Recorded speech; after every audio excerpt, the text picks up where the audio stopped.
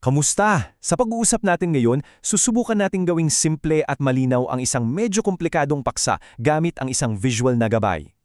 Marami sa atin ang nag-iisip, paano nga ba magtatapos ang lahat? Ngayon, titingnan natin ang isang napakadetalyadong timeline base sa isang partikular na interpretasyon ng mga hula sa Biblia.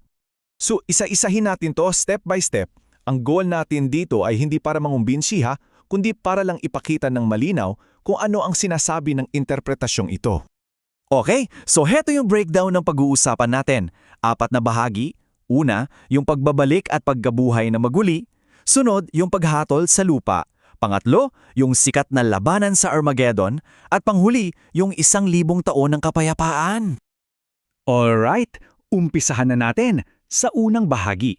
Dito, ayon sa timeline na to, ang lahat pala ay hindi magsisimula dito sa lupa, kundi sa taas, sa kalangitan. So ang pagbabalik pala, ayon sa pananaw na to, ay hindi isang iglap lang. Proseso siya, di ba? May mga yugto at hindi siya agad-agad na pagbaba dito sa lupa.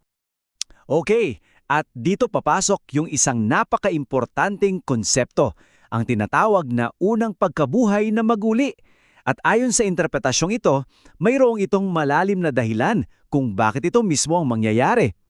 So ang pinupunto rito, hindi lang ito simpleng pagliligtas, no? Para bang ipinapakita nito na ito na yung kasagutan, yung pagpapatunay sa isang matagal ng tanong tungkol sa kung makatarungan ba talaga ang Diyos at kung kayang sundin ang kanyang mga utos. Para mas madaling maintindihan, ginagamitan ito ng analogy, yung pag-aani. Dito, makikita natin yung dalawang magkaibang kapalaran na sabay na nagaganap. Mayroong pag-aani ng butil para sa mga matuwid at sa kabilang banda, may pag-aani ng ubas na para naman sa paghatol.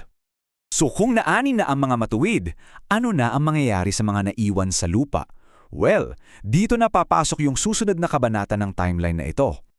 Samantalang nasa himpapawid ang mga banal kasama ni Kristo, dito sa baba sa ating planeta, isang matinding panahon naman ng paghatol ang magsisimula.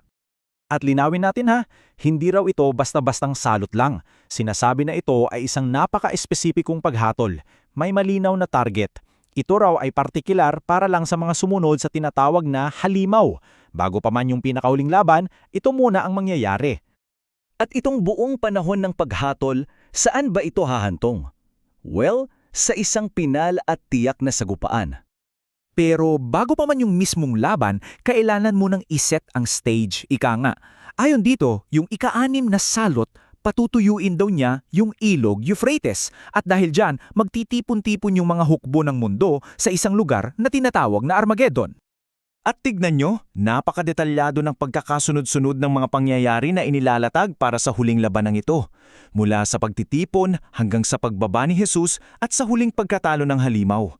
So yung ika-7 salot na yun na yung sign, yung hudyat ng pagbagsak ng tinatawag na dakilang Babilonya. Ito raw yung magbibigay daan para sa wakas ay bumaba na si Kristo dito mismo sa lupa para tapusin na ang digmaan.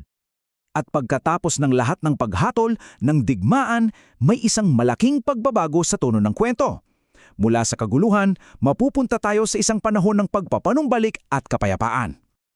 Okay, so natalo na yung halimaw. Pagkatapos niyan, si Satanas naman daw ay igagapo sa isang kalaliman. At dito na magsisimula ang isang bago at napakahabang panahon, ang 1,000 taong paghahari. At ano bang itsura ng panahong ito? Well, inilalarawan ito bilang isang panahon ng kapayapaan at katuwiran kung saan yung mga banal, sila na yung maghahari kasama ni Kristo sa isang bago at naipanumbaling na lupa. At para mas maintindihan natin yung relasyon, gumagamit sila ng isang napakagandang analogy, yung kasal. Ito'y para i-summarize yung buong kwento mula sa pagliligtas, sa labanan hanggang sa pinal na pagsasama at paghahari. At dito na nagtatapos ang paghimay natin sa partikular na timeline na ito. Iniiwan tayo nito ng isang tanong na pwedeng pag-isipan. Sa kabila ng lahat ng paghatol, ang pinaka-focus pa rin pala ay pagpapanumbalik. Ano kaya ang sinasabi nito tungkol sa konsepto ng katarungan at huling layunin ayon sa pananaw na ito?